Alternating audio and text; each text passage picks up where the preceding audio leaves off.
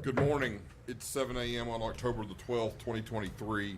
A quorum is present and the meeting has been duly called and posted in the time and manner required by law. Therefore, I will call this October 12th, 2023 meeting of the Board of Trustees of the Lubbock Independent School District to order. It is my pleasure to invite Deacon Severo Alvarado of the St. John the Baptist Catholic Church to open the meeting with a prayer and lead the audience in the pledges to the American and Texas flags. Good morning, Deacon Alvarado. Good morning. Thank you. Let us pray. Heavenly Father, we thank you for being our master teacher who guides us in our decisions and actions. This morning, teach us to be wise in the discussions and decisions that will transpire during this meeting. We ask you to help us to do what is best for the children in our district who are entrusted to our care. Help us to make it possible for each one of them to succeed holistically. We are grateful for all the staff members who are sacrificing their time, energy, and giving of themselves with great effort to make this school year a successful one for all. We pray for your wisdom and grace to fill this board and the district's leadership. And we pray that you may make all of us servant leaders and guide and inspire us to serve one another and serve every individual student. Thank you, Lord, for your love. Thank you for the gift of life and for this day. In your name we pray. Amen. I pledge allegiance to the flag of the United States of America and to the republic for which it stands, one nation, under God, indivisible, with liberty and justice for all. Honor the Texas flag. I pledge allegiance to thee, Texas, one state, under God, one and indivisible.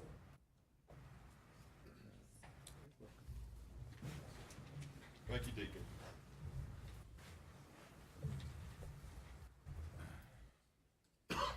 It is always a pleasure to begin a meeting recognizing students.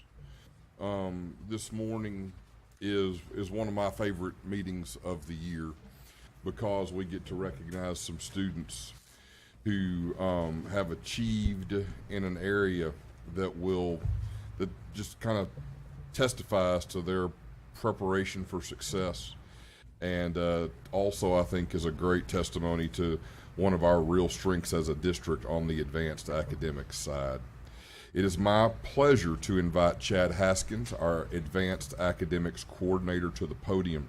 Mr. Haskins this morning is going to lead us in the recognition of our Lubbock ISD National Merit Commended Scholars, our Lubbock ISD National Merit Semifinalists, and our College Board National Recognition Program Scholars. Thanks, Chad. Good morning, President Brady, Dr. Rollo, ladies and gentlemen of the board. Just to echo President Brady's sentiments, I agree with him in that this is one of the most rewarding experiences in my role is to recognize these outstanding students. So we'll begin with the National Merit Commended Scholars. This year, Lubbock ISD is home to two students who have been named National Merit Commended Scholars in the 2023 National Merit Scholarship Program. Released in September, more than 2/3 of the approximate 50,000 high scorers on the PSAT National Merit Scholarship Qualifying Test were designated as commended scholars. These students are recognized on the basis of a nationally applied selection index score that may vary from year to year and is just below the level required for participants to be named as National Merit Scholars. Some of these students although they do not continue in the competition for National Merit Scholarships, some of these students do become candidates for special scholarships sponsored by corporations and businesses. So our first student to be recognized from Lubbock High School is Jackson Cood.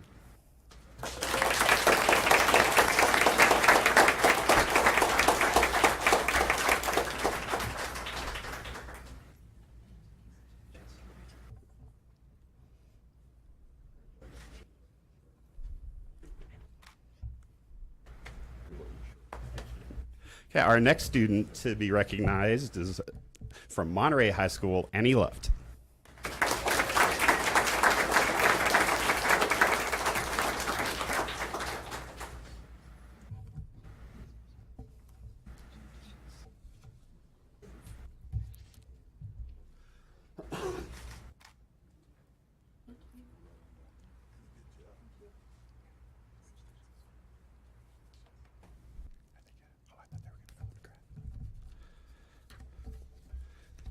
So, all right, our next group to be, sorry, hold on. Apparently my papers are not organized properly today. Our next group to be recognized this morning is our National Merit semifinalist. This year, Lubbock ISD is home to 3 National Merit semifinalists in the 69th Annual National Merit Scholarship Program. Released this month by the National Merit Scholarship Corporation officials, of the approximate 1.6 million students taking the qualifying exams nationwide, these students are among the nationwide pool of semifinalists representing less than 1% of all U.S. high school seniors. National Merit semifinalists have the opportunity to continue in the competition for 7,250 National Merit scholarships, worth approximately $28 million offered next spring. We're extremely proud of these individuals. So all 3 of our semifinalists this year are from Lubbock High School, and we'll start with Ayan Alam.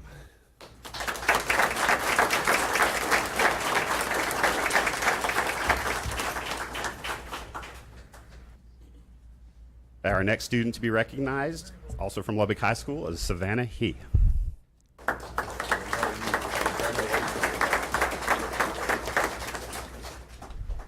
Now our final student to be recognized is Ananya Madhavaram.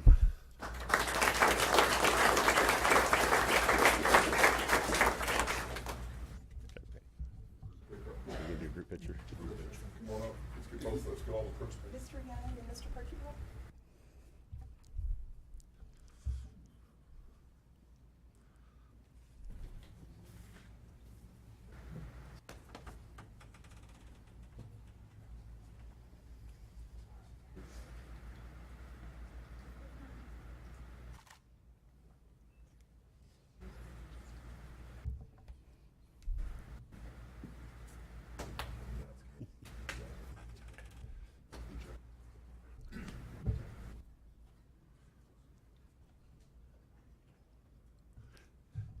All right.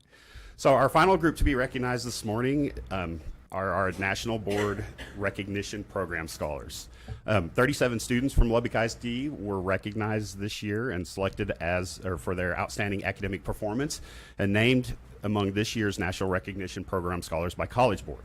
In order to be eligible, students must have a 3.5 GPA or higher and identify as African American, Hispanic or Latino, Indigenous, and or attending school in a rural area or small town. Additionally, they must have met one of the following requirements. They have taken the PSAT 10 in the spring of their sophomore year and scored in the top 10%, and taking the PSAT and MSQT in the fall of their junior year and score in the top 10%, or earn a score of 3 or higher on 2 or more AP exams during their junior year. The program is designed to honor student accomplishments to help create additional pathways to college for underrepresented students. Students who can include the academic honors on college and scholarship applications, and colleges around the country also use the list of honorees to identify high potential students from underrepresented groups. Okay. Our first student is from Coronado High School and is being recognized as a National Hispanic Recognition Program Scholar. Please help me recognize Jonah Drexler.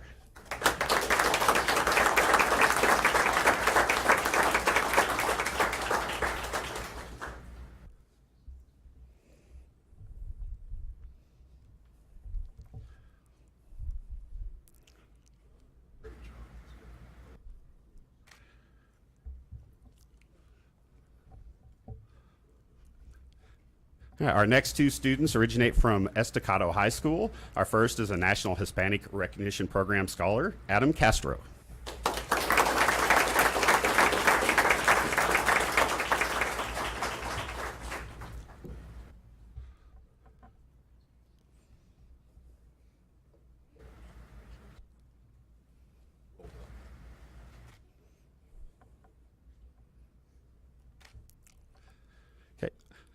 Our next student to be recognized, also from Estacado High School, is being recognized as the National African American Recognition Program Scholars. Please help me recognize Tamaya Thomas.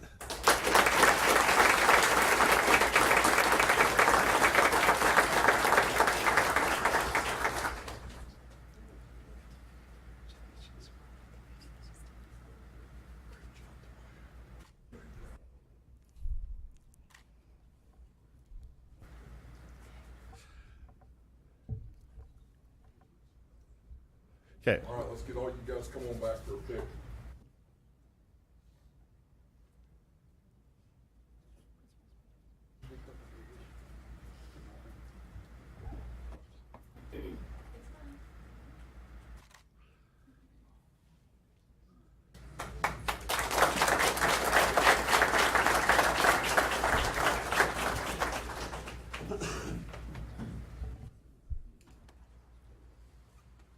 Okay, our next students hail from Lubbock High School. In this first group, while a large group, are being recognized as National Hispanic Recognition Program Scholars.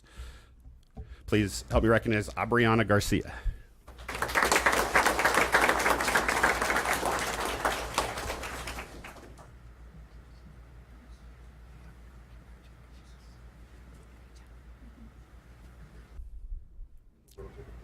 Okay, our next student is Alyssa Barrera.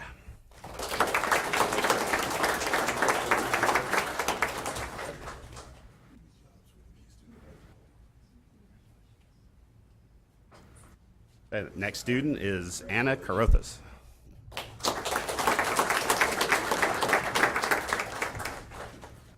Okay, next is Blaze Martinez.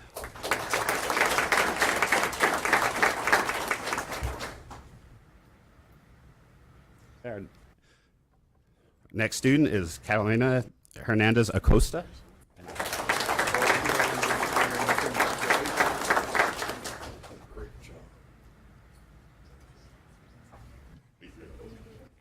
Okay, our next student is Dennis Alvarez.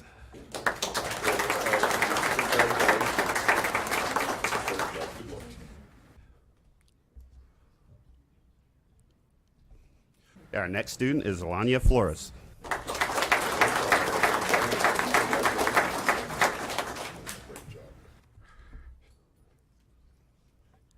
Okay, next is Hannah Gonzalez.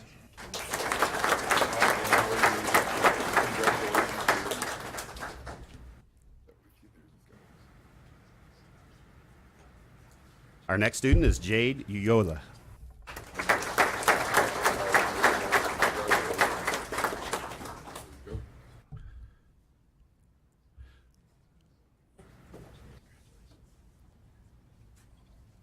Our next student is Maya Freeman.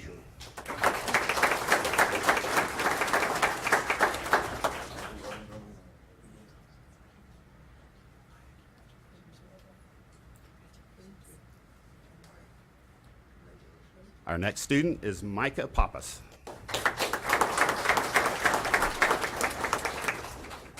Okay, next is Noah Herrera.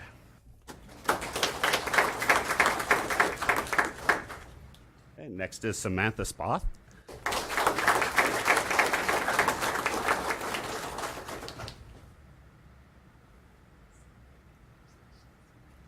And our final Hispanic Recognition Scholar from Lubbock High School is Viviana Froome.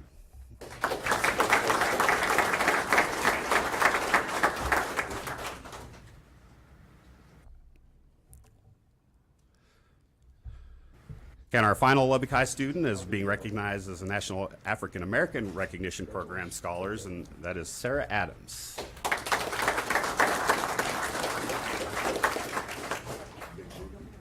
Very good group.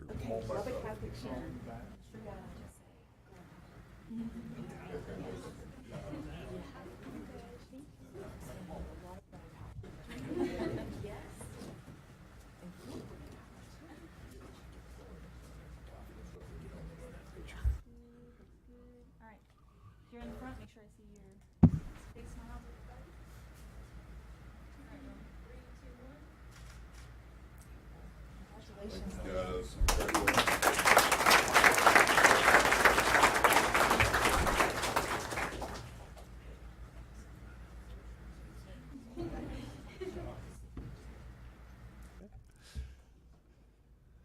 All right, our next group, also quite a large group from Monterey High School. The first group is being recognized as National Hispanic Program Scholars. Our first student is Aiden Medina. Looks like Aiden wasn't here. Our next student is Bella Champion.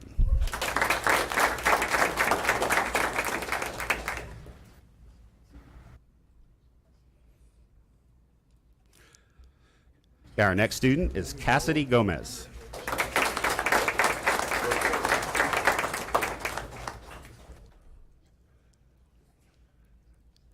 Okay, next is Elena Lucero.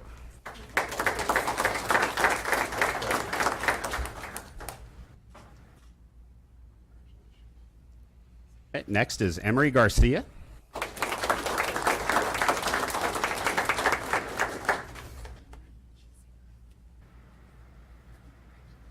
Our next student is Frankie Garcia.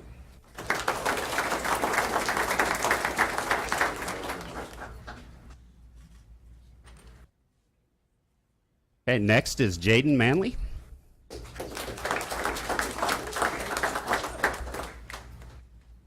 Okay, Jeremiah Garza.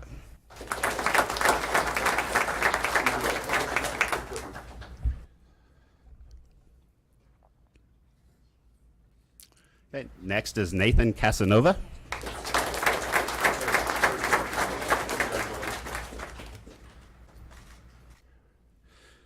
And our final Hispanic Recognition Program scholar is Noah McClure.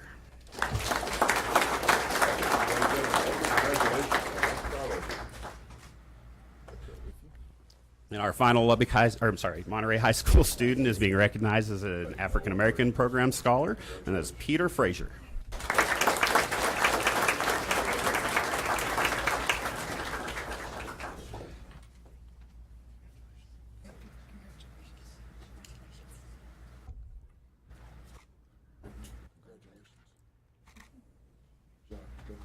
Okay, plainsman picture. Big group picture. Some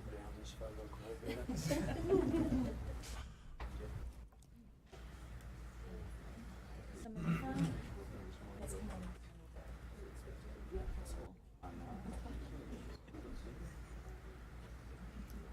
right, big smiles, awards up.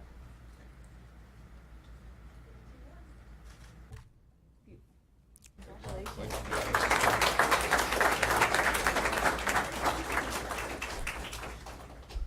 All right, our final school to be recognized is Talkington School for Young Women Leaders. Our first group, again, is the Hispanic Recognition Program Scholars. We will start with Anaya Cortez.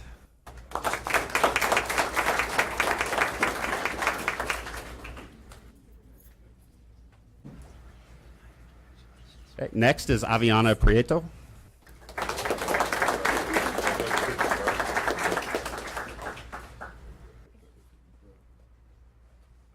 Okay. Next is Caitlin Farrell.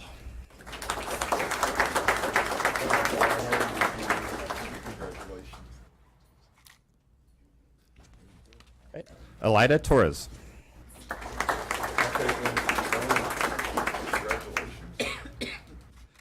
Okay, next is Kinsley Pena.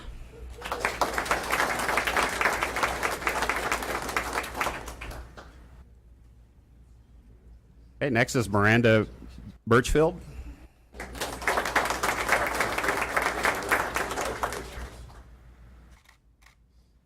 Next is Paulo Calderon Garcia.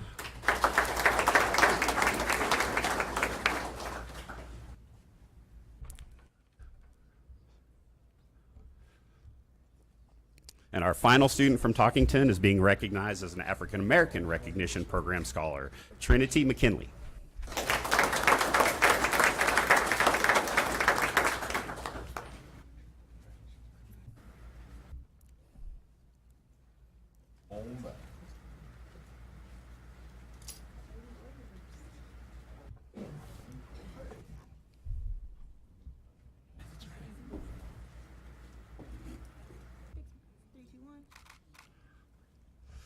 And just before I leave the microphone, I'd also recognize one additional group, as that's our parents of these students. Without you, we could not do this work, and so we truly appreciate you, and so thank you.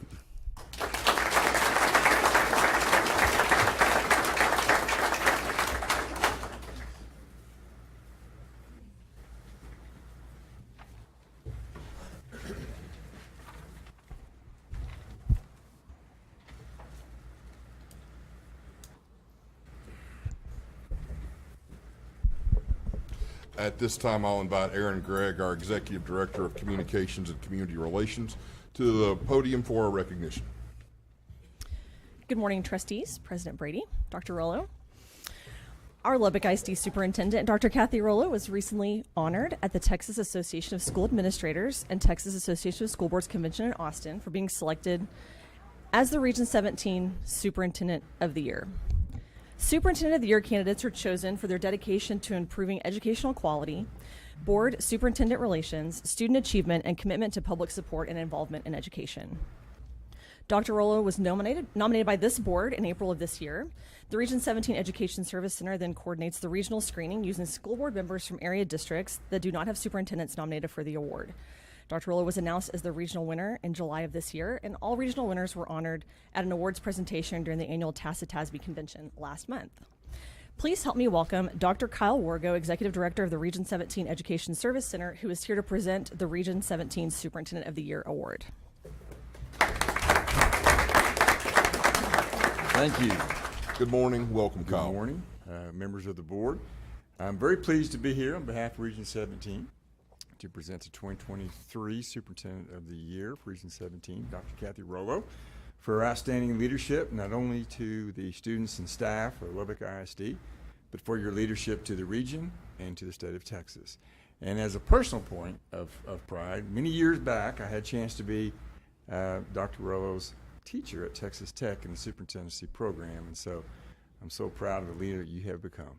And it's with all of our congratulations that we recognize you as the Superintendent of the Year for Region 17.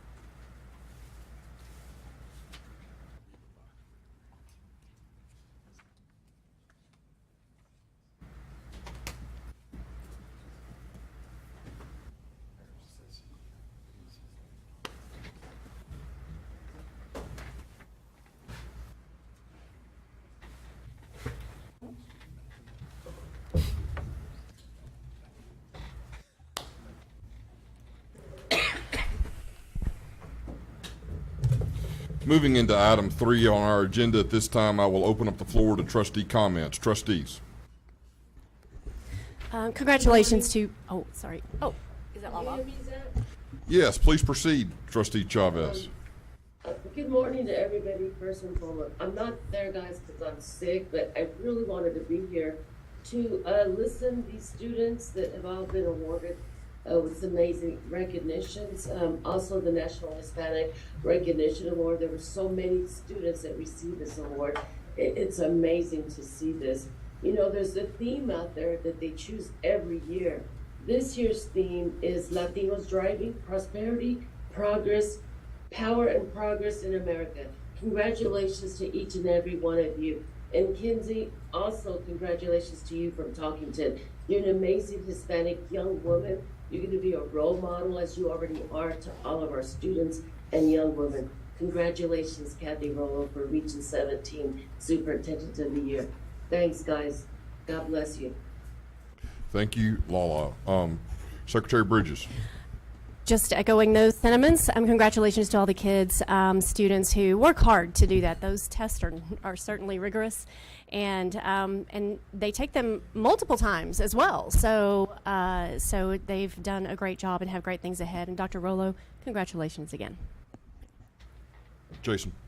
I would just say congratulations to everyone that was recognized, well earned, and throughout the entire district, it shows me that we have not only engaged in high-level students, but engaged parents, and also important to recognize engaged teachers and administrators throughout the district that have worked so hard to help these kids and their success. Dr. Rollo, congratulations. Well deserved. Just really quickly, sorry, you're probably going to reiterate what everybody else said, but I'd be remiss if I don't mention this every time Dr. Rollo gets recognized. Is her job is truly 24/7, and it's not easy. I don't know how she does it, but she does it, and she succeeds at it, so we're very appreciative of that. I'd also echo the sentiments for the parents of these students, because they play such a big role in keeping them involved, and of course we're proud of the students, so it's a good time to be here at LISD. I'd like to thank the parents for allowing us to put an investment in what you've already invested in such phenomenal young educators of the future, bright leaders for tomorrow, especially when I don't want anybody to miss what was said at the podium. Over 1.6 million students. These are national recognitions, which reiterates something that we said a while back. We want our students to live locally but compete globally. And I think Lubbock ISD is really doing that. So thank you to those students and principals for doing such a great and phenomenal job. It's not lost on us that the educators and the teachers that are at the campus level are investing in high quality instruction and materials for this very reason. So we really appreciate you, and thank you so much. And to a great leader, great friend, it's, you know, we wanted to rush the stage when it wasn't superintendent. That's me. But we thank you for all of your hard work and that countless number of hours. Thank you to the Rollo family for sharing one of their best and brightest gems with us each and every day. Dr. Rollo, we've visited about this recently before from this very spot, and I can't tell you how much I appreciate your leadership. Certainly the thing that I'll be proudest of when my time on this board is passed is that I was part of the group that hired you. As to the National Merit awardees, it's not a new thing to hear me talk about the folks that do well in that program. That is a program that I believe the young people that do well in that competition have achieved something significant and will have enormous opportunities. I don't think I've ever said this part before, though, and it's important. I promise you that every one of those young people, pardon me, this is important, every one of those young people that we recognize today has at least one, and probably two, and probably three classroom teachers that have gotten eye to eye with them when times are tough, and that have inspired them in ways outside of what's simply on the paper and in the texts or the TEKs or whatever we're calling them this year, and help that student understand what's out there, what learning truly is, what it means to be a critical reader of challenging texts, what it means to engage with our world and with our fellow students. You may say, Brady, you're over emphasizing coloring in some bubbles on a test. And I'm sorry, I disagree. The things that are required to excel on that test, you can't simply be really good at addition and subtraction and get that level of recognition. And we are succeeding with kiddos who have engaged parents, and that's awesome. But we're also succeeding with some kiddos that don't. And it's important, and we don't do a good enough job, and I'm as guilty as anybody else, of recognizing every day those teachers who pour into those kids. We gotta have students who are willing, but we also have to have teachers that are willing to go above and beyond. And we do. And we have principals who pour into those teachers and who support them. And it's real easy to complain about this or that, but sometimes we need to look at some achievements as well. And so today, in addition to recognizing those students who are very, very worthy of it, I want to take a minute and say thank you to that one or two or three or five teachers that helped that student really have a foothold and decide they could do something. And that student knows who those teachers are, and they know who they are. Moving in to item 4, public hearing. At this time, we'll open up the called public hearing. The purpose of this called public hearing is to hear comments from the public on the School Financial Integrity Rating System of Texas. That's called the FIRST report. I'll invite Shay Jennings, our Executive Director of Budget and Finance, to the podium to present the LISD first report. Good morning, Shay. Good morning, How everyone. are you doing? Doing well, thank you, Great. Mr. Brady and members of the board and Dr. Rollo. We're happy to be here this morning to present our annual first report. That is the Financial Integrity Rating System of Texas report. And this is going to be for the year ending June 30th of 2022, because these ratings are calculated based on audited data. There's always a year lag in the data.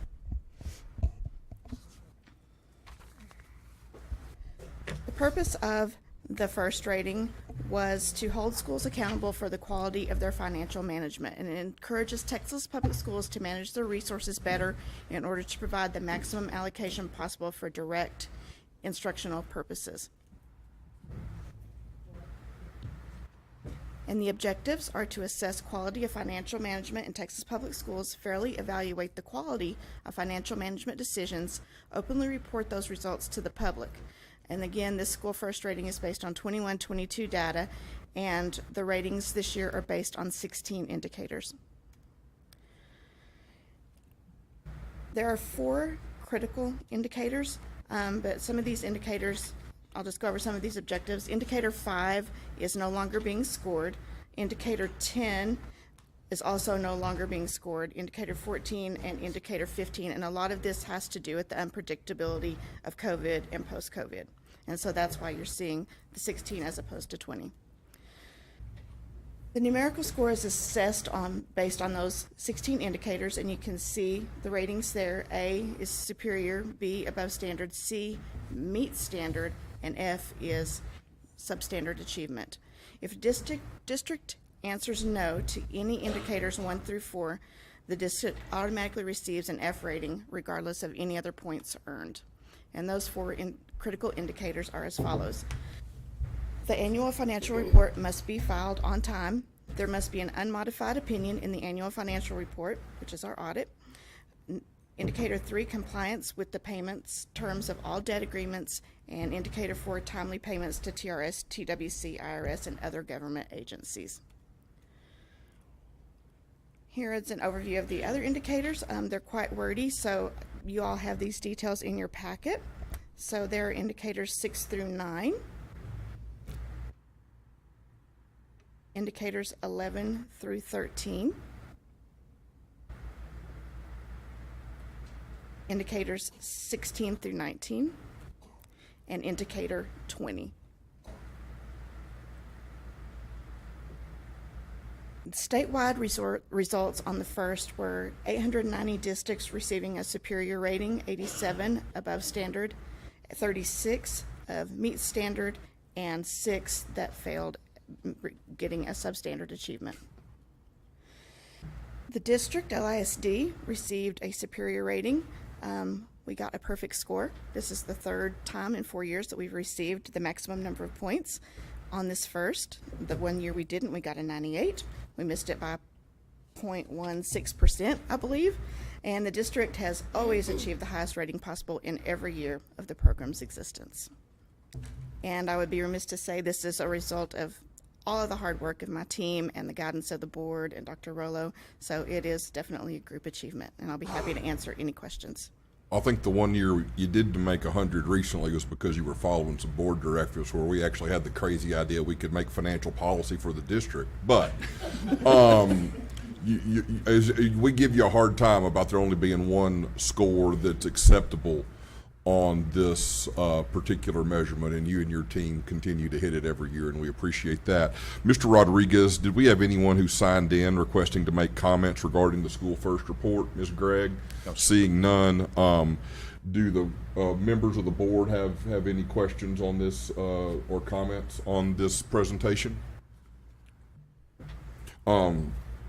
Given that, if there are no further comments or no comments and no comments from the board beyond that, we will now close the called public hearing on the first report and reconvene the regular meeting of the trustees.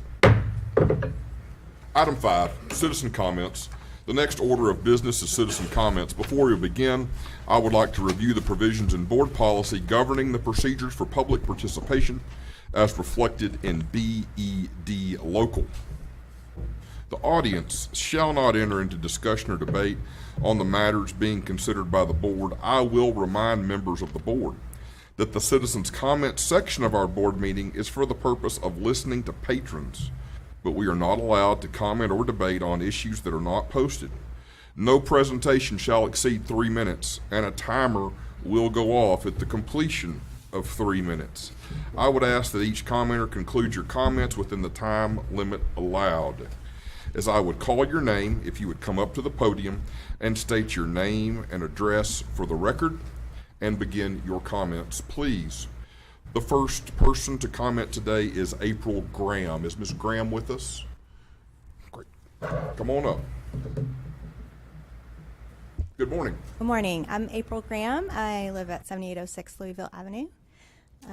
Pleased to be with you today. We're here today to introduce a new group of parents and friends called LISD Supporters of Intellectually Gifted and Talented Students, or SITES.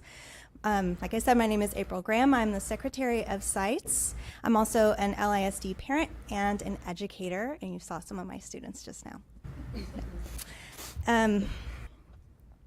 Let's see. And our president is Stephanie Barnes, who's also an LISD parent. Our purpose is to support and advocate for the 2,148 LISD students who have been identified as gifted. That's about 9% of our student population. Gifted students often have different social, emotional, and academic needs, so we work together with other parents, teachers, and staff of the Advanced Academics Office to support these students, including, like I said, some that you saw today as National Merit Awardees. SITES is a registered parent support group with the Texas Association for the Gifted and Talented, a 3,000 member strong organization that provides a forum for best practices in the education of GT students. SITES members receive an affiliated parent membership to the Texas Association for the Gifted and Talented, or TAGIT, as well as access to Tempo Plus, an online library of relevant educational resources and research that pertains to GT learners. Also, through our affiliation with TAGIT, SITES members are eligible to apply for summer enrichment scholarships, as well as 2 generous college scholarships for graduating gifted and talented seniors. In addition to the TAGIT resources that we connect our members to, we hosted 3 general membership meetings last year and 1 social event for LISD GT learners and their families. At our first meeting of this school year, we hosted a TAGIT webinar that featured a panel of experts offering helpful tools for the unique mental health struggles that GT students often encounter. We look forward to SITES continuing to grow as a resource for GT students and their families, and a partner and advocate for the LISD Advanced Academics Department in the future. And we appreciate this time to introduce the organization to you today. Thank you. Thank you, Ms. Graham. Thank you for being here. Jim Baxa.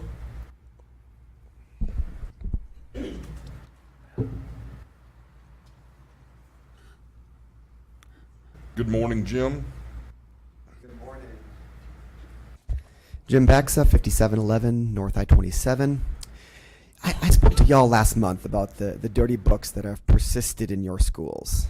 And I'm not hearing any progress. And in fact, I heard Miss Rollo on the news saying that she's not even allowed to remove those books. Well, that's not true. She can. She's the leader of this organization. She can remove those books. There's no law prohibiting that. And frankly, y'all need to step up and do your job and get those books out of these schools. This is not something that should be left to parents to dig through a library catalog and find which books are here. This is something that y'all need to lead on, step up, find out which books are in there, and remove them immediately. Thank you. Thank you, Jim. Jody Ayler. Jody, you with us? There's Jody. Morning. Name and address, and then begin your comments, Jody. Yes, sir. Jody Ayler. I live at 16704 County Road, 1920, here in Lubbock. I'm here to represent 4 West Texas Political Action Committee here in Lubbock. I'm here to speak on behalf of the chaplaincy program. that has been passed through Senate Bill 763. I would tell you my experience with this, with I guess chaplains in general, is for the last 11 years I've been involved in Kairos prison ministry out at the Montford facility. So I have seen firsthand the positive impact a chaplain can have on people's lives, especially people that are desperate and need hope.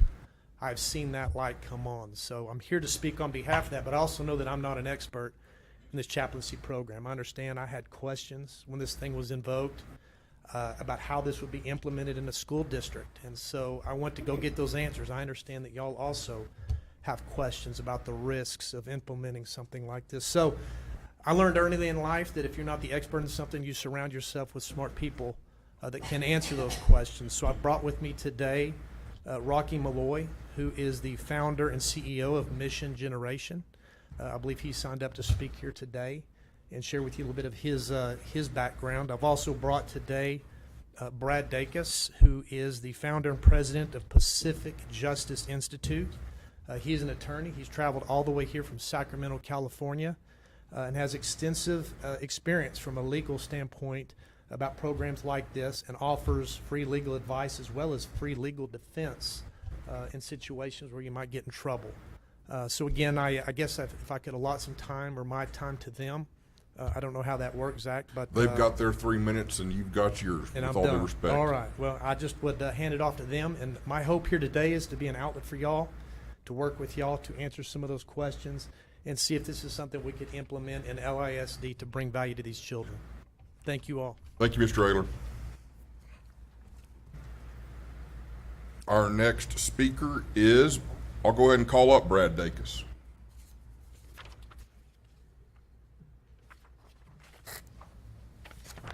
Good morning, Mr. Dacus.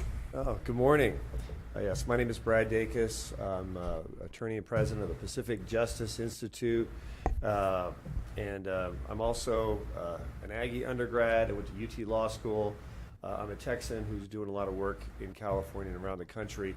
Our organization is actually legally incorporated in Texas, in Dallas, and we have offices and attorneys to serve different communities on different issues dealing with religious freedom and parents' rights. It's sort of interesting. So many people have misunderstandings about the idea of chapels in public schools. Some may say, well, gosh, this can't be legal. It is legal on several grounds. First is the fact that it was passed as a law in the state of Texas by a supermajority and for both legislative houses, and of course the governor signed it into law. Governor Abbott did.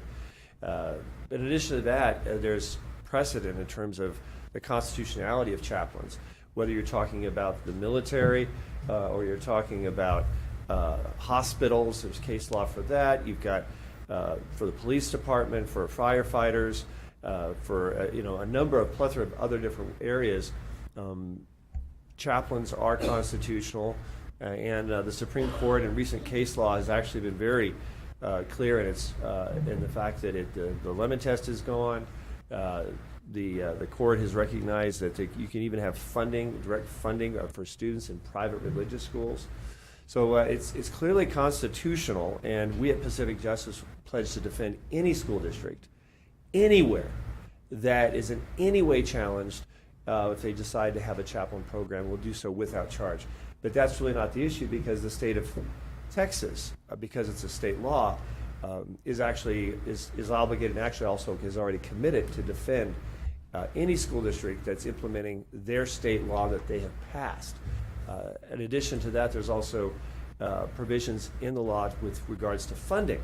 So it's really more of a policy question to the extent to which it could assist with health, safety, etc. It's often looked upon in different contexts. Chaplains are not preachers, they're not evangelists, they're not proselytizers. That's very clear, and the training that is provided makes that very clear as well. What they're dealing with is real material issues that children are facing, like suicide. I went to Plano Senior High, and when my class at Plano Senior High, class of 82, all right, I'm old, but my class of 82, it made the front page, I think it was a Time magazine, on the suicides, the number of suicides taking place. I'll never forget that. And the fact is, if there's anything that we can do to help save the lives, help reduce teenage pregnancy, reduce drug, alcohol abuse, et cetera, passage rate, academic success, we need to take advantage of it. We're here to help you at Pacific Justice Institute. Thank you for all your hard work. Thank you, Mr. Dacus. Rocky Malloy.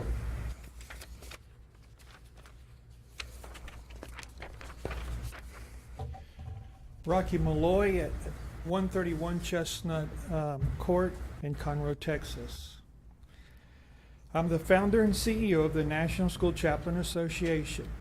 As the world's largest provider of certified school chaplains, I'd like to introduce you to school chaplaincy as provided by your state legislators. Since 1999, our certified school chaplains have provided valuable spiritual care to public education, improving teacher retention and job performance. Based on a database of 26,238 schools, teachers combined with our chaplains have reduced teen pregnancies by up to 80%. They've increased graduation rates by up to 37%, and most astoundingly, not one single reported suicide in 13 years. That's a database of almost 24 million people. School chaplains exist because real-life challenges exist. Suicide, anxiety, depression have reached epidemic levels, which is why Texas legislators passed SB 763 into law. School chaplains care for your district by building relationships based on trust and providing reliable agency of presence. Chaplains' presence, especially in times of crisis, fosters resilience, hope, and brings much needed guidance, wisdom, and spiritual care. Chaplains, the program has proven to dissipate tension, resolve conflict, and bring hope. Chaplains are spiritual leaders trained to serve in secular environments. Every interaction is voluntary, permission-based, and confidential. The only exception is compliance with state and federal law. Our professional chaplains operate according to stringent military policies and procedures for clergy. Our chaplains do not discriminate. We care for people of all religions, faith, backgrounds, ethnicities, races, creeds, colors, and orientations. No matter what a teacher or student may believe, our chaplains care for them and their families without judgment or prejudice. In addition to training recognized by the U.S. Department of Education, our chaplains receive multiple certifications in safety training.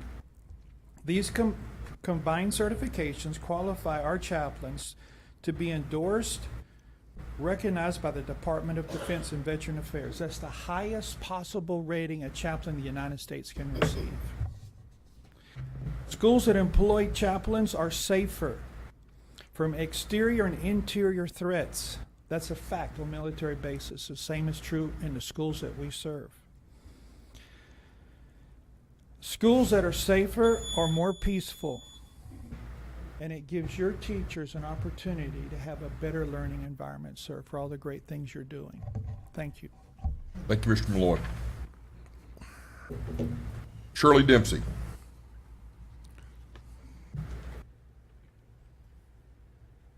Good morning, Ms. Dempsey. Morning. Name and address, please. Shirley Dempsey, 114 East 19th, Littlefield, Texas. I was here last month with Jim Baxa. I also expressed the need to remove these books. There's 900 of these pornographic and inappropriate books in the Lubbock LISD. One of those books is called Push. It is in Lubbock High School. It is in Talkington, and it is in Lubbock Cooper.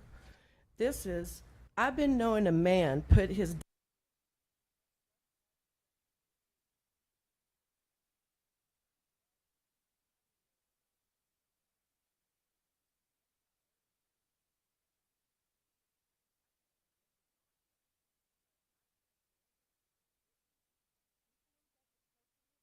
children to be listening to and reading. It is your responsibility to remove these books. We had 28 suicides in the Lubbock ISD. It's shameful that these books are in our schools, and they need to be removed now. It is your obligation, and it is the law, Ms. Rollo. Thank you.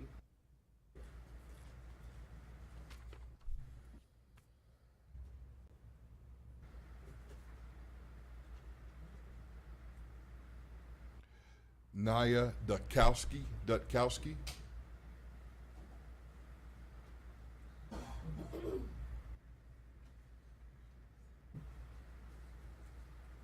Hope I got close on the name, Ms. Dutkowski. Closer Great. the closest. Please my state your name- name and address and begin. My name's Naya Dutkowski. I live at 6208 York Drive. So I'm excited to speak in front of you guys today. First of all, congratulations, Dr. Rollo, Superintendent of the Year. That's awesome. So I want to introduce myself as the chapter chair of the newly formed Lubbock chapter of Lubbock County chapter of Moms for Liberty. It's a nonprofit, nonpartisan organization that seeks to unify, educate, and empower parents to defend their parental rights at all levels of government. And so the reason for me speaking in front of you today is twofold. I'm not going to berate you guys today. You have enough on your plate. But the first reason I'm speaking in front of you today is I wanted to explain why I withdrew my son from public school and LASD and why the heck I'm here. You guys probably recognize my face. I've been attending these meetings for well over a year. And so I just want to explain that. So firstly, the reason why my son is not in public school or LASD, I'm a Christian and a single mom.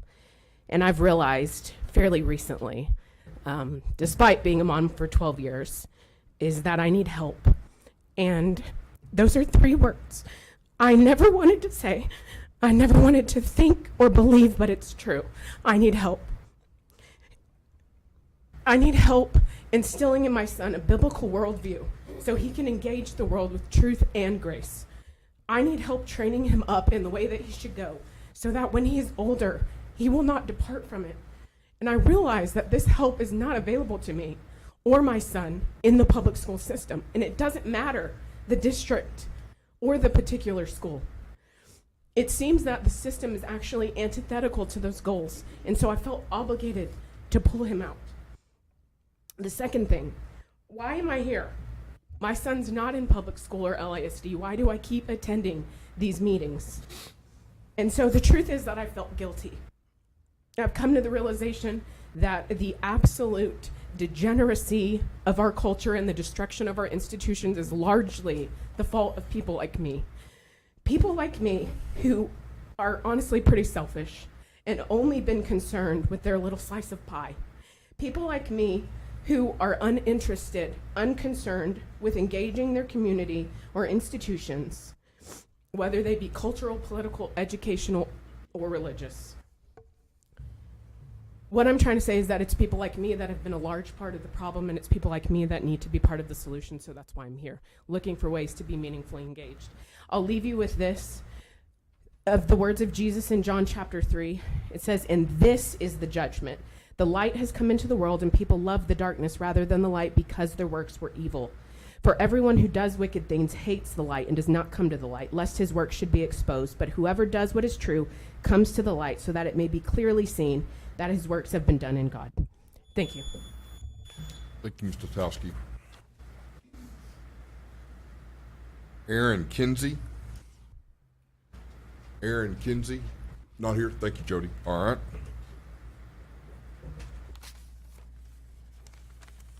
John Thomas.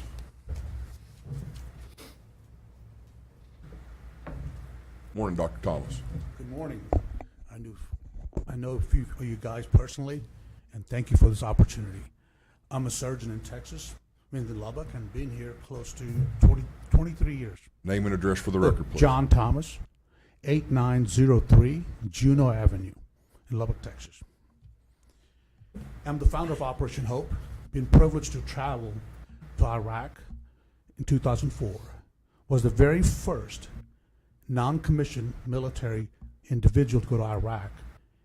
And the 14 years we've been there, we transitioned the girls' admission to school, but changed the process. I'm the founder of Operation Hope.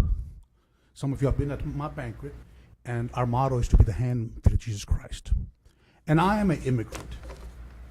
Not first generation, I'm an immigrant. I came here at age 16 with athletic endeavors to be a successful cricketer, soccer player, and a track star. I was fast in India.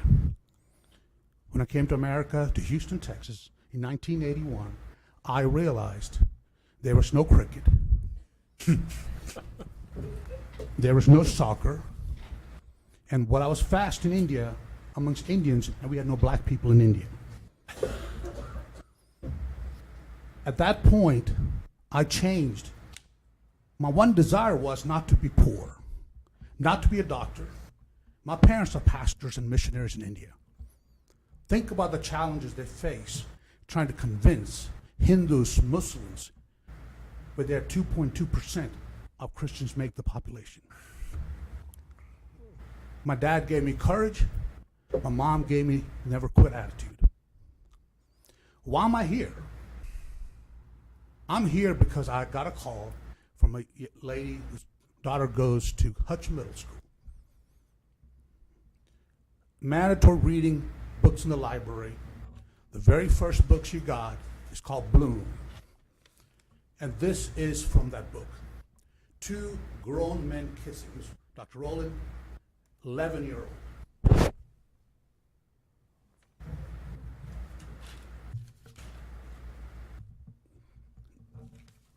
And number two, there's another book called Fangirl.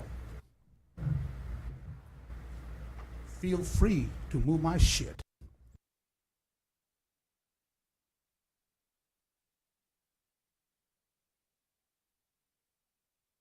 Drinking tequila is about a journey, not a destination. I'm drunk. My effing called Front Desk by Kelly Yang, a Chinese refugee, writes America's racist, blacks are victims, and white people are the oppressors. The reason why I'm here is this. One reason, one reason only.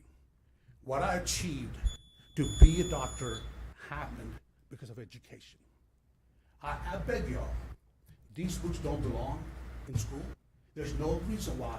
If you're only volunteers, I took 30 people to Iraq. Dr. Thomas. And yes, and I'd be more than happy with volunteers to go to the library and get these books out. Thank you. Our next person who signed up to speak is Carrie Thomas. Good morning. Good morning, everybody. My name is Carrie Thomas. I'm at 8903 Juneau Avenue. I'm mom of a 13-year-old boy, a concerned citizen, and a Moms for Life Liberty member. There is one goal of the education system, and that is to prepare our children to be productive members of society. We want our children to be able to read, to write, to do math, and to think critically for themselves. When I was a student in the public education system in the 80s and 90s, there was no bias in the classrooms, no sexualization, no grooming, no politics, and no gender issues. But it came to my attention a few weeks ago, there's a book titled Bloom by Panetta and Ganouche, with cartoon images of two adult men kissing.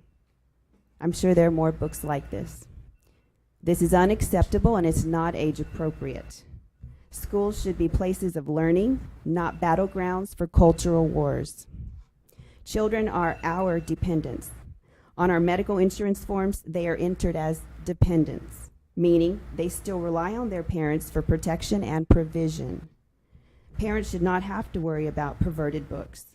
These type of books have one goal in mind, and that is trying to pervert our children. As a mom, I'm here to say no to these inappropriate books. We will protect our children. I believe the solution to this problem lies in your hands. You are the ultimate guardians and the ultimate educational authority for Lubbock Independent School District. Somewhere between this boardroom and the classroom, there's a breakdown, and perverts are running wild. It's your job to fix this by simply removing these books. They're inappropriate, and they should not be allowed in the classrooms. So once again, I just want to remind you, the goal of the educational system is to prepare our children to be productive members of society. Thank you.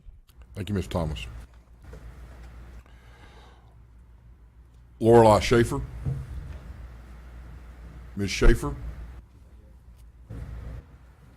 Cheryl Barnes.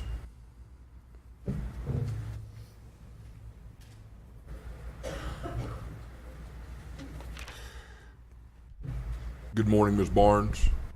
Good morning. My You'd- name is Cheryl Barnes. My address is 5707 37th Street. Thank you, ma'am. As I stated, my name is Cheryl Barnes. I'm here to talk about Estacada High School. I am a Estacada High School graduate, graduated in 1985. I am also a Texas Tech graduate. I graduated with my bachelor's in 2013 and my master's in 2017. I'm a special education teacher at Estacada High School. This is the beginning of my 5th year. I teach the SEBS program. I am currently sitting on the PBIS board. I have been PTA vice president, PTA president, membership chair, and I sit on the South Plains Food Bank board. I say all this to say that I am not just an educator. I am also a community member. I have been in this community all my life. However, I am also the most important thing, and that's a parent. I'm a parent of a 16-year-old son who attends Estacada High School. He is Estacada High School early college student. He is an ambassador for the early college program. He's in student council. He plays 3 sports, football, basketball, and soccer. So you can tell we are well invested in our community. But just recently, there were some negative comments made about Estacada High School and the way that we were providing safety for our students. And so I'm standing here today to say, as an educator and as a parent, that I never felt my kid was unsafe. I never felt like he had an unsafe environment. I love teaching at Estacada. I love my community. And I thank you guys for providing the safety we needed to keep our kids safe. I am here as a proud teacher, a proud community member, and a proud parent. Thank you, Ms. Barnes.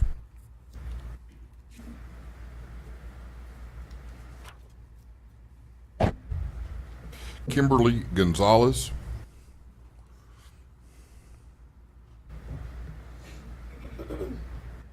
Good morning, Ms. Gonzalez. Good morning. I'm Gonzalez, 6966 26th Street.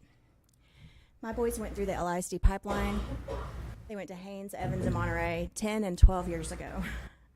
I have a granddaughter that will attend LISD in a few years. I believe that LISD's mission in serving every child every day represents the best way to educate students. Some students struggle with who they are, and books help them see themselves and find a friend in a book that keeps them from feeling alone and isolated. Books also teach people about other people's lives and experiences. Students from foreign countries, LGBTQ+ students, and students of various cultures should be able to find their stories in the library. I also realize that some parents feel that some books are inappropriate for their child, whereas other parents will sit and read those books with their children and have discussions about the topics involved. Books of all varieties need to be available for students. Unfortunately, due to choice or finances, some students have parents who refuse to buy them books at home or take them to public libraries. So therefore, the school library becomes the only place for those students to find books for learning or for pleasure. I trust librarians to purchase books meant for the ages that they serve. Librarians are educationally trained to work in their field. In schools, they work 8 hours a day speaking with students, and they know what students read, and they know what students want to read. A library full of books that students don't want to read because some parents chose them leads to students who don't read. Readers become lifelong learners. Continue to support our libraries and our librarians, because by doing so, you support the future in our children. I respect parents who raise their children according to their ideas, but I don't want those parents choosing for all students. There's a saying that a good library has something that offends everyone. That's a library that's representing everyone's ideas and everyone's values within that community. Please support diversity not only in our school populations, but in the libraries that serve those populations too. Thank you. Thank you, Ms. Gonzalez. Morgan Kirkpatrick. Good morning, Morgan. Morning. Morgan Kirkpatrick, 4417 77th. President Brady, I just wanted to say that I applaud your acknowledgement of the teachers who supported those students that you recognized earlier, because you were spot on. And I would add that every one of those students probably had a relationship with their campus librarians as well. My parents, my sister, and I are all products of Lubbock ISD, and I taught middle school English and reading in Lubbock ISD for 14 years. The current Supreme Court precedent for the removal of books from school libraries was set in 1982 when it was determined that vulgarity or educational unsuitability were the only reasons to remove books. Doing a search for vulgar words within a text is not equivalent to reading a book from cover to cover and pondering its meaning. This is what was done by people today, some who do not even have a connection to Lubbock ISD. They've plucked a few sensational lines from books that I would be willing to bet they have no intention of reading from cover to cover. I would also challenge every one of you to read the book Front Desk, because I read it with students in a book club that was a choice that students could join or not, and it was actually in June of 2020 during COVID, and I delivered those books to the students who did want to join, and we met on Google Meets to talk about it. As a former reading teacher, I would give anything if you could be present to see a student giggle or cry or become incensed while reading in class. I would give anything if you could see the reaction of one particular student who was shocked to see that the author of a book he enjoyed looked like him. Or see the disbelief on the faces of the class when I admitted to abandoning a book that I couldn't get into. Your teachers and librarians know and value the power of choice, the power of stories, and the power of being able to close a book if it's not a fit. There are no required books in libraries. We want students to learn what they enjoy and what they don't like, and they can't do that without choice. For so long, librarians have been required to have a master's degree in library science or informational studies. They are professionals and should be trusted to know their audience. It is physically impossible for the librarians to read every single book that is ordered for their campus. They rely on professional reviews and literary awards, as well as book lists created by librarians around the country and state who have read the entire book. It's just as important, if not more so, that librarians interact with their students and teachers in order to know their interests. According to the library, well, I'm almost out of time. I just want to say that overall you have done this, but continue to trust your professionals to do their jobs. Thank you. Kelly Leatherwood. Is Leatherwood with us? Kelly Leatherwood. Nick Harpster. Mr. Harpster. There you are.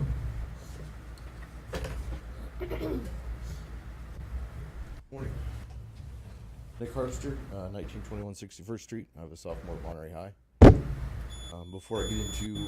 It's all right. Go ahead. Before I get into what I originally came here for, the gentleman here, wanted to point out the gentleman here with the chaplaincy program. We're in the back of the room with me, disparaging the fact that you were recognizing race-based academic achievements, so you might want to think twice about who you're listening to. Last month I was here explaining the importance of having library books that are representative of the LGBTQ community and how not allowing books that include diverse identities is dangerous not only to the well-being of LGBTQ students, but the overall ability of students to develop critical thinking skills and empathy to those that they will share community in the world with. Today I'm here to speak on two issues. The first, once again, is in relation to the attempt to remove certain books from the library. It's obvious that these people are a small, obnoxious minority and that they're merely using keywords to block anything that has these specific keywords in it. An incident in Alabama recently made national news when a library almost banned a book saying it was sexually explicit because it had the word gay in it. Gay was the author's last name. The book had absolutely nothing to do with LGBTQ subject matter, so do not allow a created master list of books selected by keywords to deplete our libraries of books that most people attempting to ban have not even read, other than a few selected passages that they've been coached to regurgitate for shock value.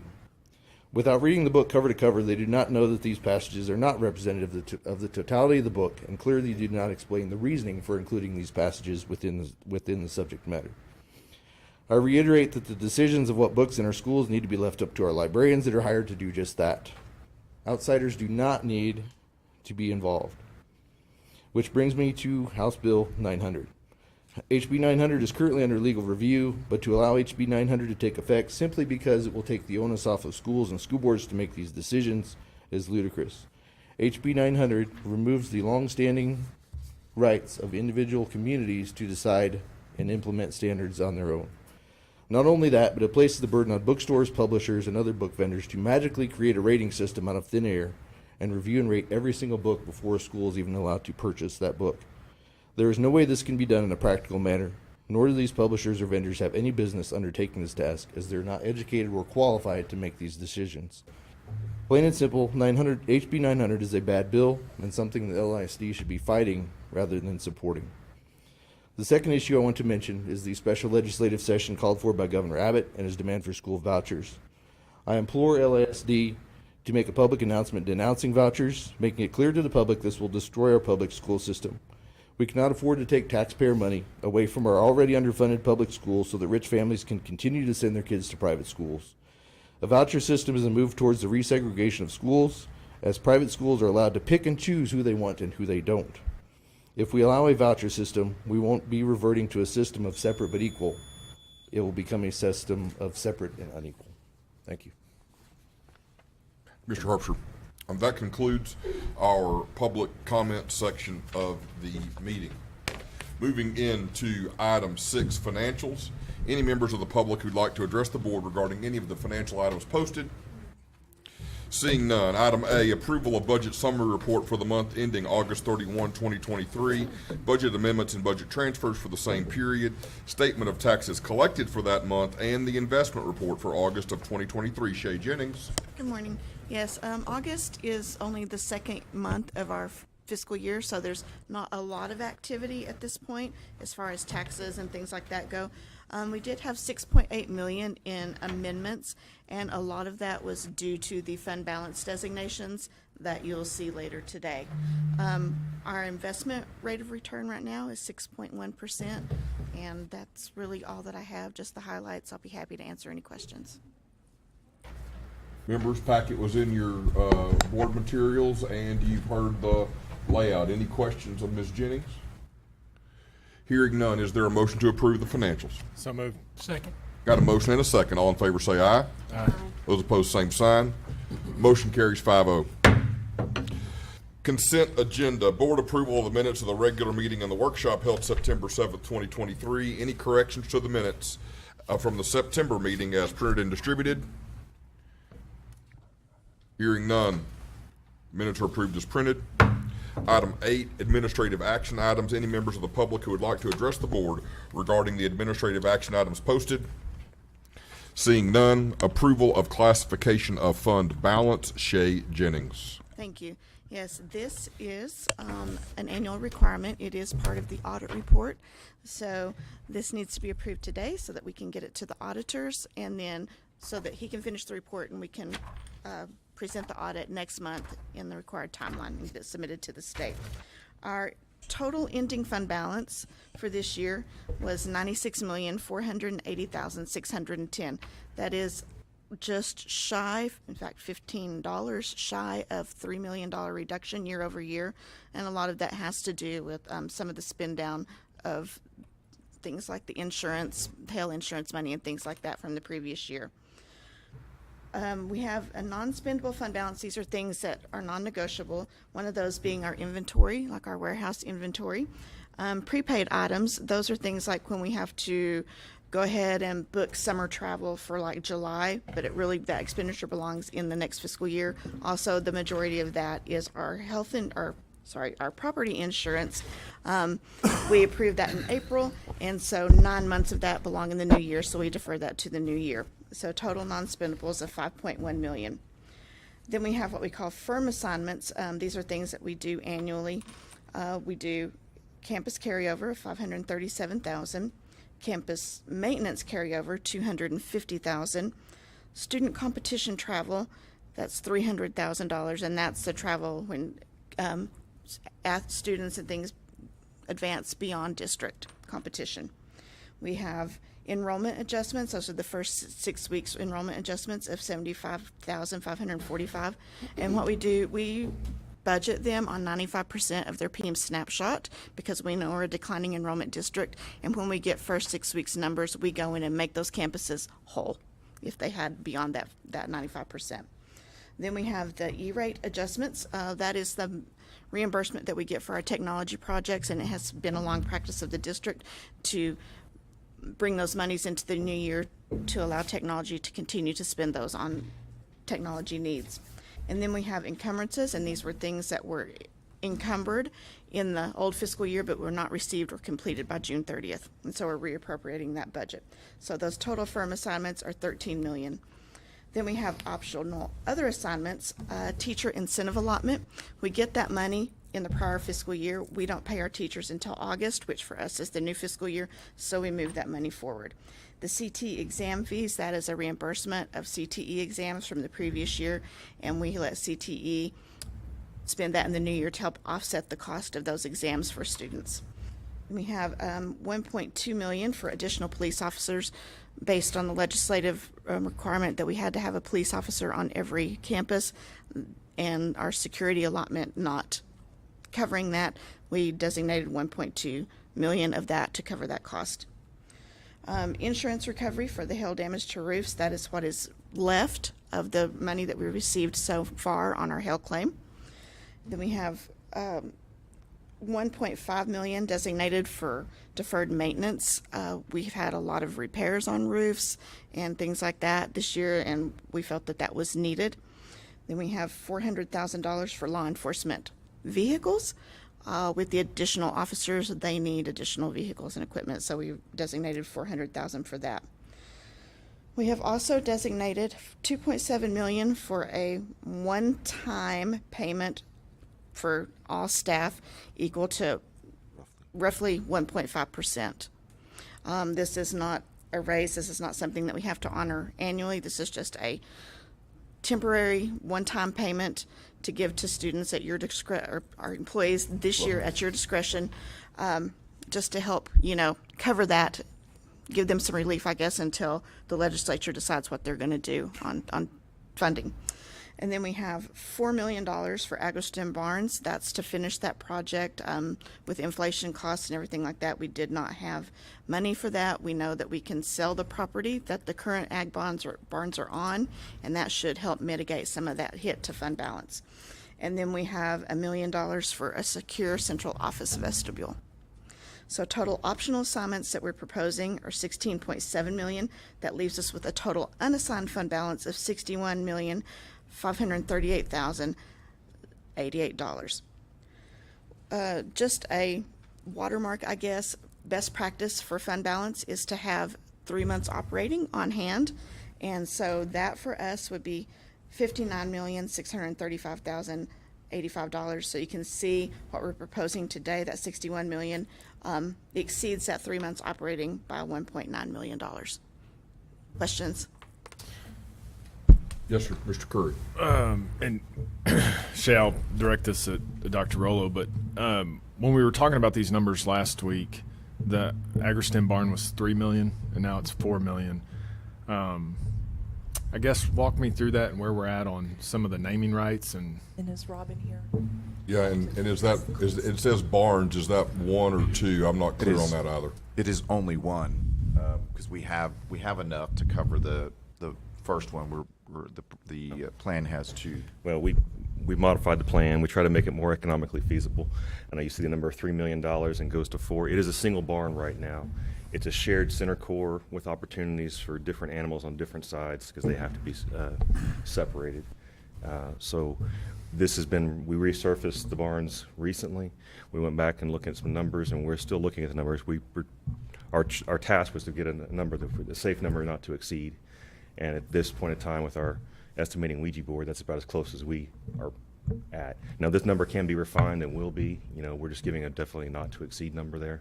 So that's where we landed on it. And with regard to naming rights, we're still pursuing that, but have not had commitments thus far other than a $25,000 donation from HEB. What other question? We had looked at either activity buses or new buses. Is that no longer on the list?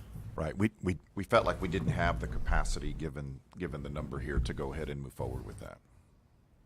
However, if it comes, as it turns out, whether the legislature comes through or in the process of selling the property, if it allows us that ability to do that, then we would come back to you and ask for those funds. I just was not comfortable. Sorry. One other thing I'd like to note is the secure vestibule entrance for central office. We have provided secure vestibule entrances for all of our campuses first, but this is something that we feel is important to keep our central office staff safe. Yeah, I mean, I think we all, there seems to be a consensus on that all of us wish we could argue against that, and none of us feel like we can. And to comment on the times, an unfortunate one. I mean,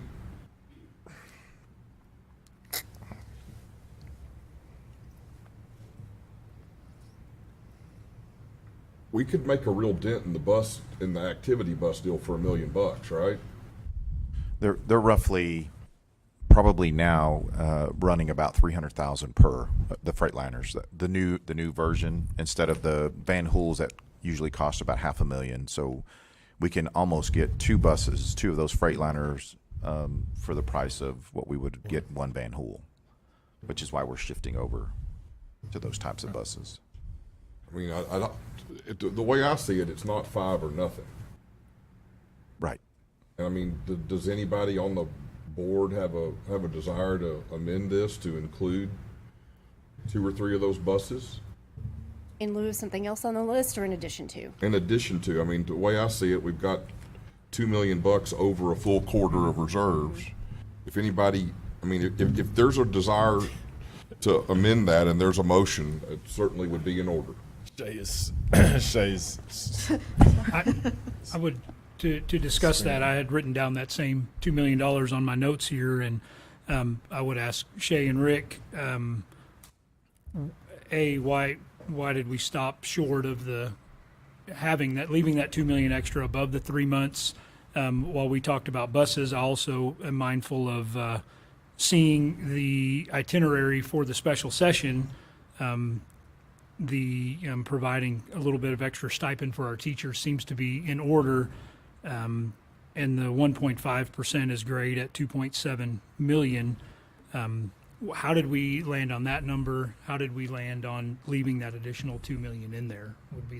We know that ADA is down over 400 students from where we budgeted, and so that's just a little bit of a cushion and a little bit of cushion for anything else that might happen during the year. Yeah, I mean, I appreciate that. I'm not being critical of it at all. Don't get me wrong. I'm simply saying if board members have a policy preference to allocate an additional amount of money for those activity buses, I mean, we know that we're the I don't know what you call the nice big buses that we use every day, but we all know those have over 1 million miles each on them. Nobody's being a spendthrift here. And so if there's a desire, I mean, like I say, a motion to amend is absolutely in order. I would ask this question in addition to, I know we're talking about the buses, but is the additional police officer number a sound number? Well, it's not what the, why don't I let somebody else answer that?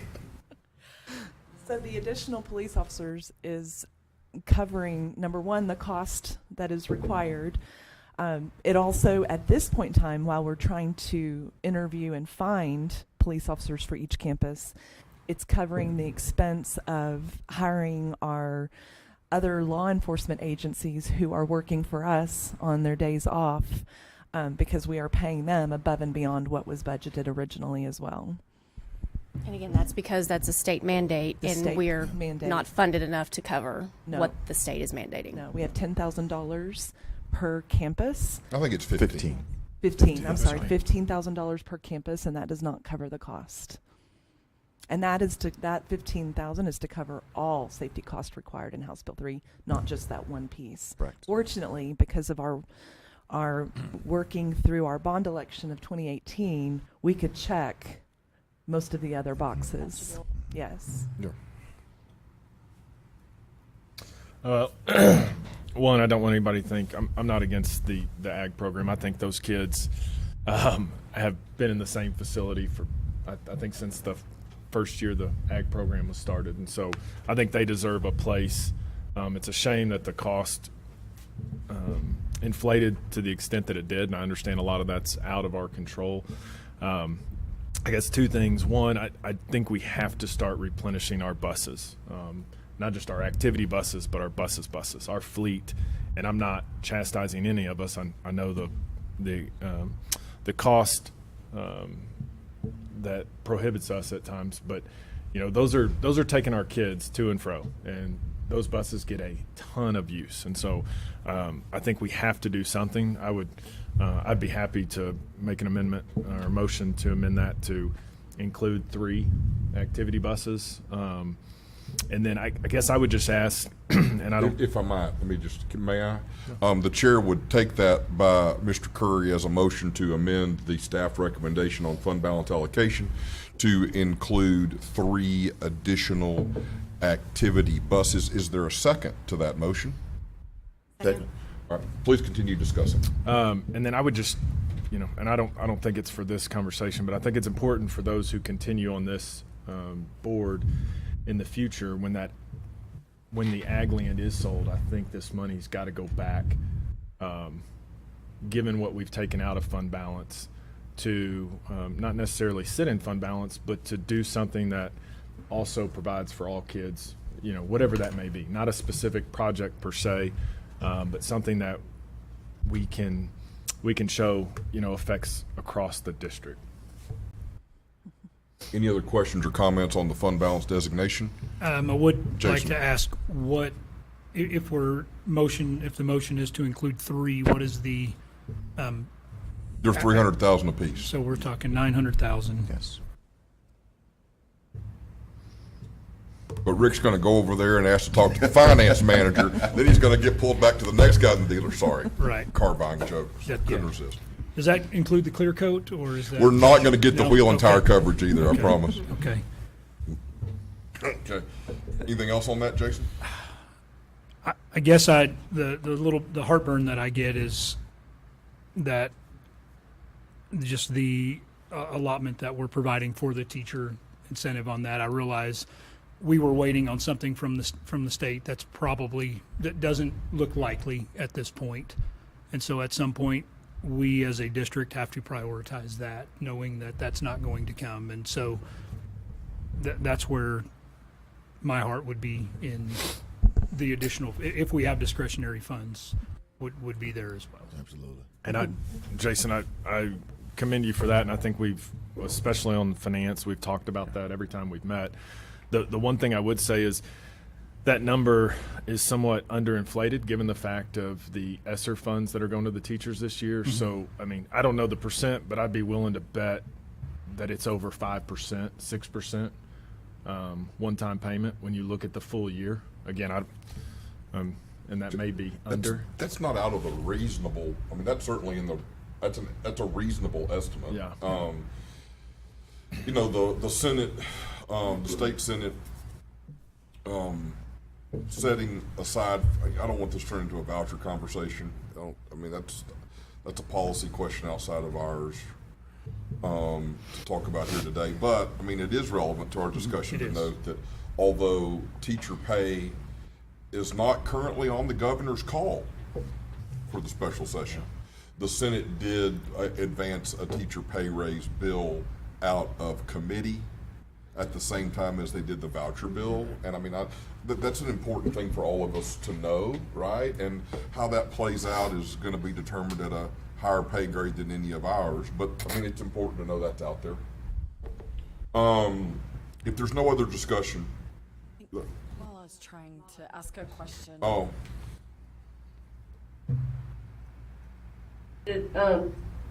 So I apologize for that. So I'm kind of going back just a little bit. I wanted to ask about, I want to see if I understood this correctly, Zach. Okay, so that we have the $2 million over after everything just goes to show about the money. When will the staff be getting the 1.5 raise? That Or the percentage of I don't know, is that Esther? But like I said, I couldn't hear you correctly.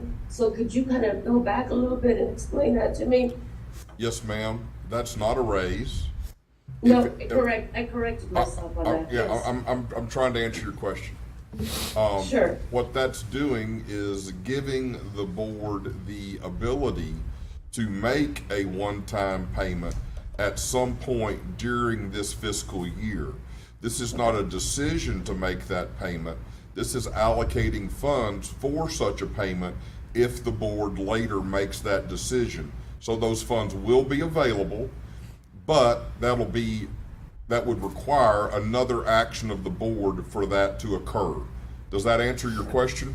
It absolutely does. Thank you, and I apologize. No worries. Thank you for the question. You bet. So what we need to do first is I've had a motion and a second to amend the fund balance allocation proposal by including 3 activity buses at approximately $300,000 each for a total of $900,000 for the line item. I will take a vote on that amendment. All in favor say aye. Aye. Those opposed, same sign. Carries 5-0. Now, I will take, if there's no further discussion, we'll have a vote on the fund balance proposal as amended. All in favor say aye. Aye. Those opposed, same sign. Motion carries 5-0. Always great to get to display the parliamentary procedure that I learned in FFA. All right, here we go. Members, I appreciate that discussion, and Shay, appreciate your work. And let me be clear, from my standpoint, we appreciate and rely upon your approach to these subjects, and you guys do a great job. Approval of resolution nominating Lubbock Central Appraisal District Board of Directors. Dr. Rollo. Yes, so this is an item that you see on an annual basis. We currently have Sonny Garza, Brady Goen, Greg Jones, Bobby McQueen, and Noe Reynolds, who serve on the Lubbock County Appraisal District Board of Directors, and they are all up for reappointment. So we're asking for your consideration of approving a resolution nominating them for reappointment. Members, as I do on an annual basis, I will not participate in the vote or the discussion on this item. I do occasionally work before the LCAD.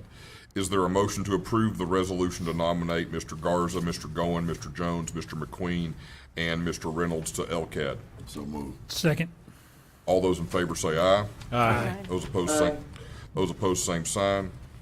Motion carries 5-0. The record will indicate that the chair did not participate in the discussion and abstained from the vote. Approval of proposed policy revision to DEC local compensation and benefit leaves and absences. Dr. Rollo.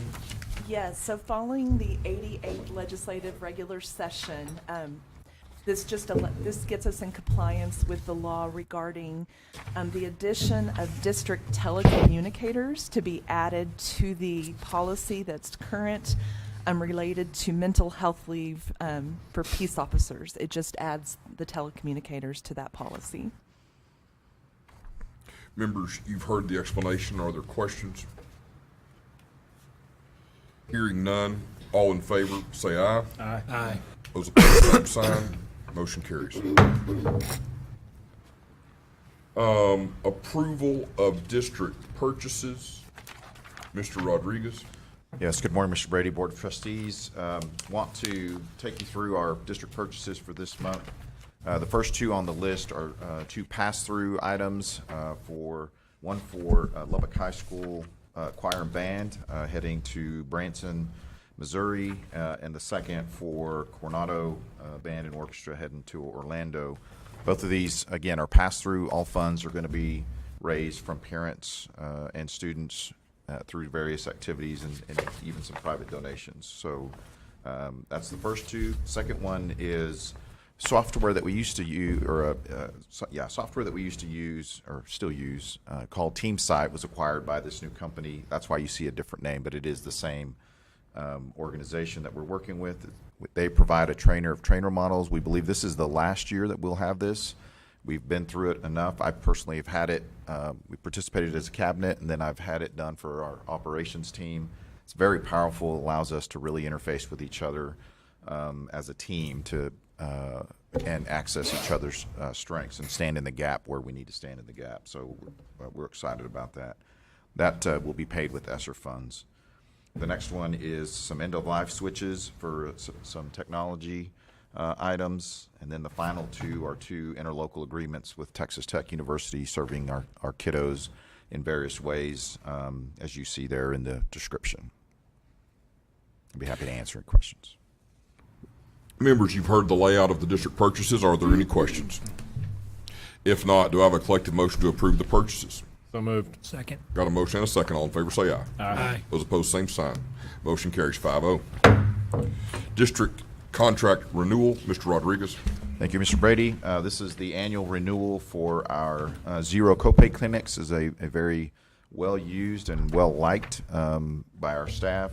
It's for our UMC physicians, so it's an annual item. The rare procurement item that we all want to cheer for. Yes. Sir.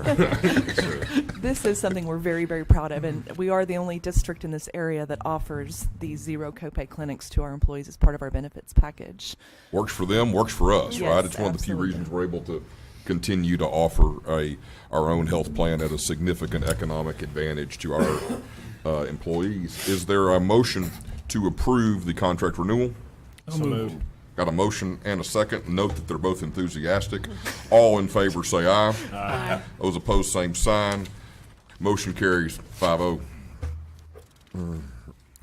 Next, approval of construction job order, contracting, delivery method, and delegation of authority. Mr. Rodriguez. Yes, thank you, Mr. Brady. So just a standard item, we're requesting delegation of authority and delivery method for two of our projects, an outdoor learning space at Brown Elementary, and then a portable building improvement at Brown. So we're just taking this from a good-looking portable building to a great-looking portable building is what we're anticipating. So we're just requesting that you delegate authority to the superintendent for choosing criteria and relative weights, ranking, selection for the bids, proposals, qualifications, or procuring construction services. Members, you've heard the layout by Mr. Rodriguez on item C. Are there questions? Yes, sir. Yes, sir, Mr. Curry. Walk me through why we need a portable at Brown and why we're spending money to improve a portable. Yeah, the portable building's already there. We're Right. making some access for one of our special programs at that school, and there are grant funds that will be consumed for this. This will not be using district funds for it. So I believe there's, I don't know if Rob is still here. I believe we're talking like access ramps and those kind of permanent access ramps versus. There's nothing on campus for this to be used. I'm not against the program. Our goal was to get rid of portables, and so spending more money on a portable doesn't really excite me. I would have to depend on, I believe it's Kamey's program that's going to be building in that, right? Yeah, so It's an access issue. But I'm saying there's no room within the campus. No, the That's what campus. I'm. If you'll recall, when we repurposed Dupree Elementary, we gave students the choice to go to Brown or Carmona Harrison. We had many more students select Brown, so Brown is actually at capacity right now. Okay. And we've identified some grant funds to cover this. Is Yes. that what I understand? Yes. And will the outdoor space at Bean, is that ESSER? That's correct. Well, certainly, Yeah. well, any questions about portables are well Yes. Yes, grounded. absolutely. Our policy preferences there are well established. You're going to need to come to the front. Yeah, that's their SAF grant. Oh, I'm sorry. Yeah, not. It's not ESSER funds for the outdoor courtyard. It's Student Action Fund, just to clarify. Oh, okay. Thank you for that, Thank you for Rob.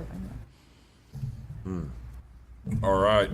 Any other questions or comments here on item C? If not, do I have a motion to approve delegating the authority necessary to the superintendent for these job orders? So moved. Got a motion and a second. All in favor say aye. Aye. Those opposed, same sign. Motion carries 5-0. Approval of district construction contract renewal. Mr. Rodriguez. Yes, sir, Mr. Brady. Just one item to bring before you. This is year 5 of 5 for our district-wide fencing. As we have said before, in 2018, when our community approved the bond, we were able to go out.